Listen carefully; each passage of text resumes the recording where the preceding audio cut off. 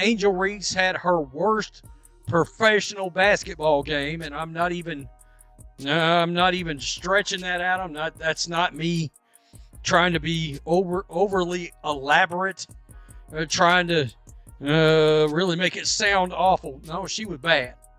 0 of 8 from the field, 12 rebounds, of which I believe 8 were offensive.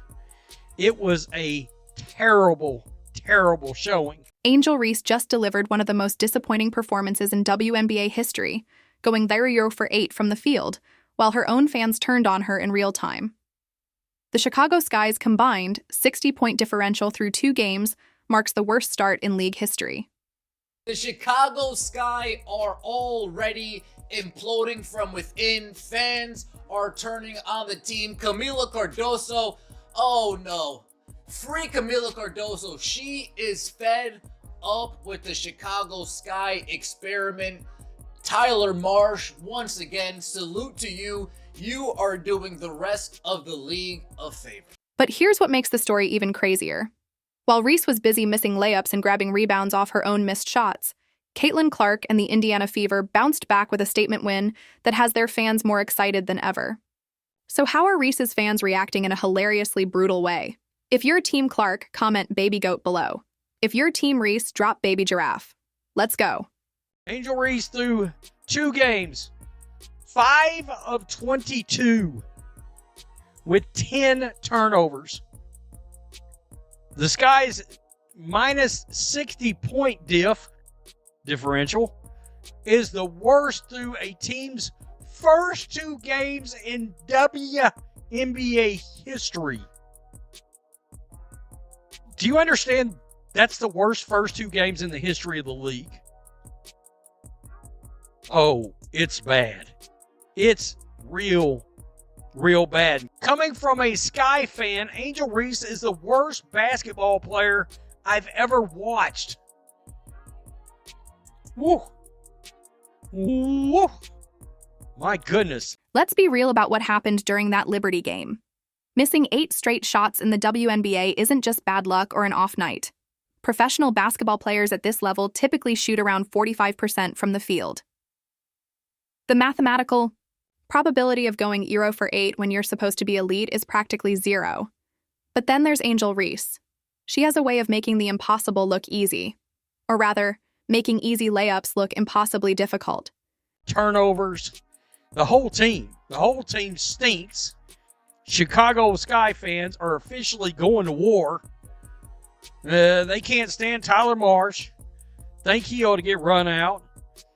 And let's just start here. Let's start here. Worst plus minus in all of the WNBA is, in fact, you guessed it, Angel Reese. 9 out of the 14, bottom 14 are Chicago players. The breakdown started early in the game with a sequence that perfectly summed up Reese's entire night. After Camila Cardoso missed a shot, Reese grabbed the offensive rebound. So far, so good. Then she missed the putback attempt. No problem. Things happen. She secured her own rebound again and missed another putback. Still manageable. But then she missed a 3rd consecutive attempt before finally losing possession. 4 shots in 1 possession and 0 points to show for it. Angel Reese, part 33! Let's get it! We lost by 25 this time! Bang! That stuffer coming hot with the stats. She went 0 of 8, 5 turnovers, and she got 1 hit stick. Bang! She had 12 rebounds. 8 of them were the me-bounds, if you know what I'm saying. All right, let's get it going. How about it? Bang! Again, there's another me-bound. Let's do it again. Bang! Another me-bound. Do it again. Bang! Another me-bound. One more time. Bang! Wait, you're allowed to pass the ball? You know what makes this even worse? Most of these weren't heavily contested shots against elite defense. We're talking about layups and putbacks that high school varsity players routinely convert. Jonquel Jones blocked a few attempts, sure, but the majority were clean looks that Reese simply couldn't finish. The Liberty's defense didn't even need to game plan around stopping her. She was doing their job for them. Reports came out that Camila Cardoso was sold on the Tyler Marsh signing. Rumor came out that Camila Cardoso wasn't excited, wasn't too pleased with how Teresa Weatherspoon was using her last year. So when she heard Tyler Marsh, when she got a sniff of Tyler Marsh possibly coming on board, they talked, laid out the game plan. Camila Cardoso was bought in. Cardoso was drinking the Kool-Aid, eating what Tyler Marsh was feeding her. But again, sold a fake bill of goods. This is where things get interesting. Cardoso's reaction during that brutal sequence said it all. Cameras caught her walking away from the group after Reese's third straight miss, and her body language screamed frustration. She quite literally distanced herself from the moment. When your own teammate starts acting like she doesn't want to be associated with your performance, you know things have gone completely sideways. The person who should be throwing temper tantrums on the Chicago Sky, that person should be this woman right here. That person should be Camila Cardoso. Look at the frustration oozing out of Camila Cardoso. She gets a switch, Natasha Cloud, she's posting her up. We can't get an entry pass to Camila Cardoso. Now let's talk about those 12 rebounds Reese managed to collect. Here's the thing about stat padding accusations. They usually stem from something real. A significant portion of those rebounds came directly from her own missed shots. She was essentially creating her own rebounding opportunities by missing everything she put up. That's not basketball impact. That's just mathematical recycling. The worst part about this Camila Cardoso last night is you seeing her visibly giving up on her team here. Look at this. Look at this. Camila Cardoso literally walking towards the New York Liberty bench. Walking towards the New York Liberty bench. Like, hey, Brianna, Sabrina, scoot over a little bit. Let me take a seat. Hey, Sandy, is there any room on the bench for me? Can you guys use an extra player? Can I switch jerseys and see how I fit on this team? The Liberty's defensive strategy became crystal clear as the game went on. They weren't doubling Reese or sending help defenders her way. Why would they? She was consistently missing wide-open looks. Their game plan shifted to simply letting her shoot and grabbing the defensive rebounds when she inevitably missed. Honestly, it's kind of genius. Let your opponent waste possessions while you focus on shutting down everyone else. Tell her when you travel, you need your real ID now! Bang! Free throws ain't free! Bang! Again! Bang! Alright, brother, who at the zoo is responsible for letting the giraffes out of their habitat? How many steps was that? Traveling! Bang! Does a fly and Angel Reese have in common? They both get swatted. Bang! Company reached out. They said, I want to sponsor you. I said, you don't have my flavor. They said, what's your flavor? They have butter pecan! Bang! He's shooting 23% from less than 5 feet from the basket. 4 of 17 from right there! What? Throws our fundamentals. Bang! What did she do in the offseason? Bang! Each missed shot added another layer to Chicago's historic collapse. The Sky's 60-point differential through 2 games marks the worst start in WNBA history. Reese's individual failure to score became the centerpiece of this organizational disaster. You can't build winning basketball around a player who can't make layups in crucial moments. The numbers tell a brutal story, but Nick Wright captured the emotion perfectly with his post-game assessment. Angel Reese needs to be better at basketball. 7 simple words that summed up exactly what everyone watching was thinking. Not she had an off night or she'll bounce back, but the plain truth that a professional basketball player needs to actually be good at basketball. The performance was so embarrassingly bad that it sparked something unprecedented. Reese's own fans started turning against her in real time on social media. Angel Reese needs to be better. Yeah. At basketball. I'm not talking about as a person. I'm not talking about as a podcaster. I'm not talking about as at the Met Gala. She needs to be a better player. Within minutes of the final buzzer, social media turned into an all-out roasting session for Angel Reese. Twitter, Instagram, and TikTok became battlegrounds where fans unleashed their frustration in ways that would make professional comedians jealous. The speed of this digital meltdown was genuinely shocking. We witnessed a complete narrative flip happening in real time. You do have Sky fans that are turning on Tyler Marsh. They're screaming that Kennedy Carter should be back on the team. Angel Reese should be off the team. It is getting, what's the saying in baseball? It's getting late early. It started out real damn bad. Y'all's perimeter defense was horrible. I mean, Stevie and JJ were held on their points. Y'all got a lot of work to do. Y'all have let shooters, but y'all got shooters, but no scorers like Carter was. Lost by 35 and then 25. Trash. You know what makes this situation particularly brutal? These weren't random haters or opposing team fans. They were Chicago Sky supporters who had defended Reese through her rookie struggles just a year ago. The shift from give her time to develop to she doesn't belong in this league happened faster than her missed layups against the Liberty. Former defenders started questioning everything about her game, her work ethic, her effort, and her basketball IQ. The Chicago Sky don't want to win. Angel Reese needs to come off the bench. She's terrible. She doesn't do anything to help the team win or be better. Please keep letting her be great, a great point forward. She isn't. Take 3-pointers. Bring back Weatherspoon. Man, they're going to war. They're going to war. I mean, wow. This right here, this woman. I think Reese is supposed to be playing in the Special Olympics. Wow. Wow. Good thing we got rid of Kennedy Carter and all that scoring power she had. 0 for 8. Angel Reese sucks. Boy, it is not good. The creativity of fan criticism reached legendary levels. One fan posted, "This Barbie is broken," which immediately went viral and inspired hundreds of similar memes. Another supporter wrote, "Girls out here snatching rebounds like exes. Snatch hoodies," perfectly capturing how her rebounding numbers felt more like theft than legitimate basketball production.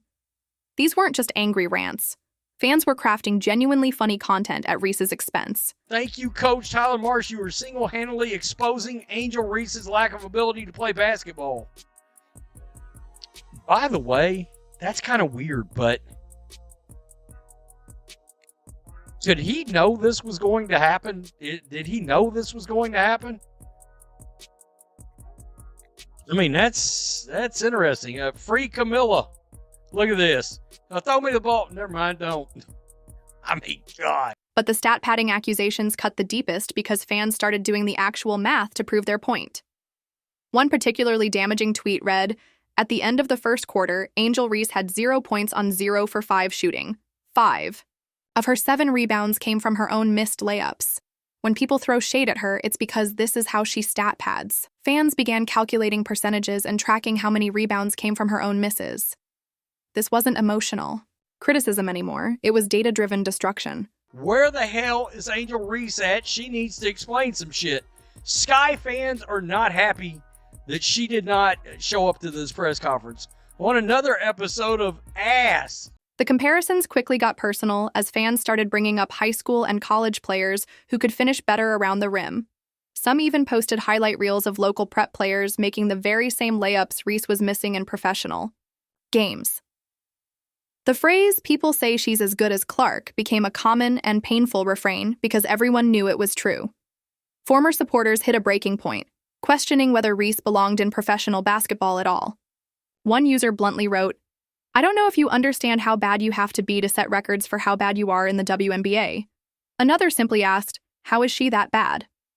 These weren't elaborate takedowns, just genuine confusion about how someone could perform so poorly at the highest level. Sky fans, it was going to get interesting because you would start seeing the basketball fans rise to the top and the Reese fans start separating down towards the bottom.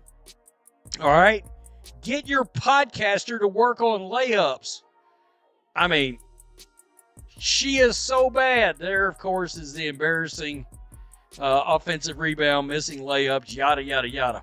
It's ugly. Caitlin Clark comparisons became weapons fans wielded with surgical precision. Every missed shot was paired with Clark highlights, every turnover came with reminders of Clark's assist numbers, and every defensive breakdown included references to Clark's basketball IQ. The contrast became so obvious that even casual fans started using Clark's name as shorthand for what professional basketball truly looks like. Chicago Sky season ticket holders began expressing serious buyer's remorse across social platforms. These were people who had invested hundreds or even thousands of dollars expecting competitive basketball, only to get front-row seats to historic futility. Their complaints carried extra weight because they represented the team's most dedicated financial supporters walking away. This complete fan rebellion created the perfect backdrop to examine what real professional basketball success looks like when you watch Caitlin Clark's trajectory. Basketball fans are going to separate when they start seeing more and more of the when they start seeing more of what they saw last night. They're going to start going, wait a minute. Are you telling me there's not a single person we can find that we can put in there that's going to be better than that? Not only that, but her play may be hampering the development of your superstar big you got in there? I mean, you got to start asking basketball questions. Caitlin Clark's response to adversity shows exactly what a professional basketball mentality looks like. While Angel Reese crumbles under pressure and creates team drama, Clark bounces back from losses with focused determination. The Fever's statement win against Atlanta following their earlier defeat perfectly demonstrates this contrast. Clark didn't sulk or make excuses. She analyzed what went wrong, adjusted her approach, and led her team to victory despite having an off night herself. Yes, this stinks. We want to win this game. But, I think this is great for her team. A little adversity. How are we going to respond? How are we going to come in here tomorrow morning and watch the film and learn and get on the court and get better? And like I said, that's why this league is so great. You have a couple days and then you get right back to it. You find a way to respond. We have a chance to go there and play them, actually. So it's even better, I guess. We can, get a little redemption if we go down there and play. The difference becomes clear when you watch how Clark elevates everyone around her. Lexi Hall and Sophie Cunningham look more confident taking shots because Clark creates perfect passing lanes. Aaliyah Boston dominates the paint partly because Clark's court vision finds her in optimal scoring positions. Kelsey Mitchell gets cleaner looks as defenses must respect Clark's range and playmaking ability. Natasha Howard scores a monster night thanks to Clark's gravity and precise passing. Now, compare that to Chicago, where Camila Cardoso literally walks away from Angel Reese during games. That body language says everything about the team chemistry. Turning your back to your team, walking away from the active plays going on, walking away from the actual basketball action.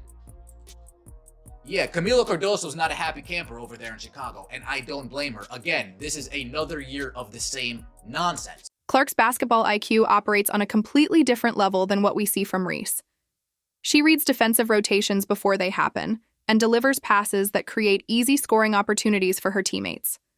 Her assist numbers reflect genuine playmaking, not desperate attempts to pad stats. When Clark grabs rebounds, she immediately pushes the pace and looks for fast break opportunities. When Reese grabs rebounds, half of them come from her own missed shots. Fever fans grow more excited with each game because they see real progress and genuine basketball excellence. Their enthusiasm builds because Clark's performance leads to actual wins, not just meaningless individual statistics. Meanwhile, Sky fans are jumping ship faster than passengers on the Titanic. Chicago season ticket holders are expressing buyer's remorse, while Indiana supporters are already planning their playoff watch parties. Sophie Cunningham and Lexi Hall are the real deal. That's what it does look like. It looks like these two off the bench, you can name whoever you want. These two ladies off the bench are going to be the most impactful duo in the WNBA, hands down. Hands down, these two are going to be the most impactful duo in the WNBA off the bench. They bring the energy, they bring the heat, they're able to score, they play defense. Let's be real about fundamental basketball skills. Clark finishes around the rim with a consistency that Reese can only dream of. She makes layups that matter in crucial moments, and her free throw shooting remains reliable under pressure. These aren't flashy highlights, but they form the foundation of professional basketball. Reese's inability to convert basic shots around the basket exposes the gap between college production and WNBA requirements. Leadership styles reveal character. Clark's approach brings teams together, while Reese's creates visible tension. You can see it in how teammates react during timeouts, communicate on defense, and celebrate successes. Clark's leadership makes everyone feel included and valued, building confidence across the roster. Reese's style, on the other hand, seems to generate frustration and division among players who should be working as one. Proud of our fight, the toughness that we showed, our ability to stay together. Our bench was really engaged in every timeout and in every huddle. We were all engaged. The anticipation for Indiana's 2025 season continues to build as their core group clicks at exactly the right time. Clark, Hull, Boston, and Mitchell are developing chemistry that translates into wins. Their improvement feels sustainable because it's grounded in fundamental basketball principles rather than individual stat accumulation. This creates genuine optimism about long-term success, especially with new veterans added to the team. Here's what separates real impact from empty production. Clark creates winning basketball that reflects in team records and playoff potential. Her statistics matter because they contribute directly to victories. Meanwhile, Reese collects numbers that look impressive on paper, but don't translate to team success. Clark's rebounds lead to fast breaks, her assists generate efficient offense, and her scoring comes at crucial moments that change game outcomes. This contrast reveals everything about the future trajectory of both franchises and the players who will define their success moving forward. What a win for the Indiana Fever against the Atlanta Dream. Good teams win ugly. And that was what was most impressive to me about the Fever's performance against the Dream. Angel Reese's downfall perfectly illustrates the difference between empty stats and real basketball impact. Her 12 rebounds mean little when half come from her own missed layups. Meanwhile, Caitlin Clark creates genuine value with assists that lead to team wins and clutch shots that truly matter. The future looks completely different for these franchises. Clark and the Fever are building something special with players who complement each other perfectly. While the Sky face serious questions about their foundation when their supposed star struggles with basic layups, fans are learning to spot the difference between manufactured hype and genuine talent. Real basketball speaks for itself. If you're Team Clark, comment Baby Goat down below. If you're Team Reese, comment Baby Giraffe. Don't forget to like, subscribe, and turn on all notifications so you never miss out. Click the video on the screen and we'll see you in the next one.